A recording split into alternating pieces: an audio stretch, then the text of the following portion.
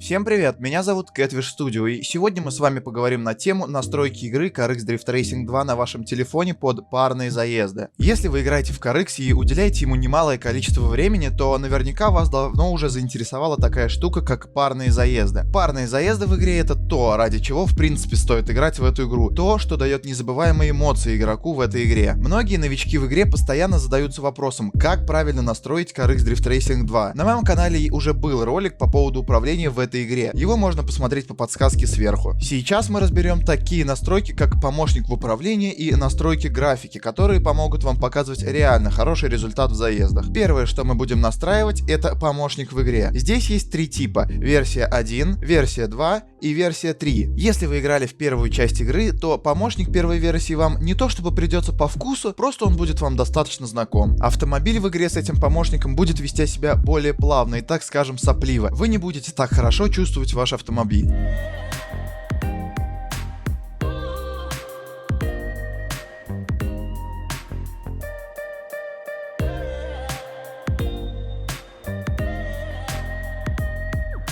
Вторая версия помощника уже получше, но с ней ваш телефон будет думать всегда, что вы его как будто бы слишком сильно наклоняете. Со второй версии помощника вас будет намного чаще разворачивать, потому что когда вы будете давать большой угол, этот странный помощник будет думать, что можно сделать чувствительность больше. То есть этот помощник работает примерно как ускорение мыши в Windows. Чем больше наклоняете, тем больше чувствительность. И наконец, третий помощник в игре. На мой взгляд, он самый популярный и более играбельный. По мне, самый удобный помощник в управлении для парных заездов, да и вообще для любых заездов, хоть вы там, я не знаю, на аэродроме летаете на машине. Короче говоря, с помощником третьей версии катают в игру почти все, и в основном все высокие баллы в парных заездах именно показывают на нем. Поэтому из всех моих слов можно сделать некий такой вывод, что ли. Помощник третьей версии более, наверное, понятный, что ли, в управлении для игроков, поэтому я советую именно учиться чувствовать ваш автомобиль на нем. Теперь давайте перейдем еще к некоторым настройкам игры. В CarX Drift Racing 2 есть такая настройка, как угол поворота руля, и многие думают, что она влияет на выворот, но нет, это не так. Эта настройка отвечает за то, на сколько градусов у вас в салоне машины просто,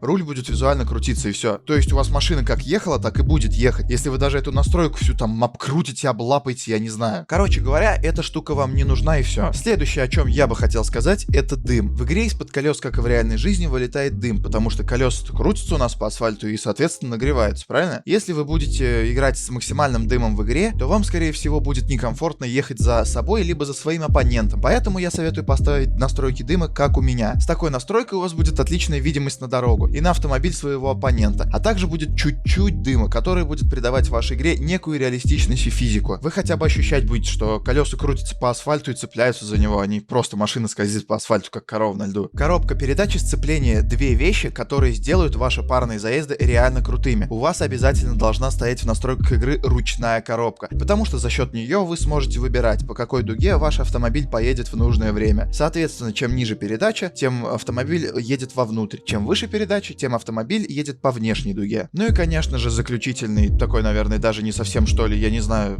Короче говоря, в игре есть разные покрышки, и на самых дорогих сликах у вас больше всего зацеп на трассе. Для того, чтобы играть парные заезды и чувствовать машину, и, она нормально у вас вообще ехала, адекватно, нужно ездить только на этих колесах, только на сликах. Прям вот если вы едете парный заезд на других колесах, либо вы супер крутой чел, который, я не знаю, на редроге третьем тренит на сликах со стритами, либо вы просто этого не знали и теперь знаете, что нужно ставить только слики.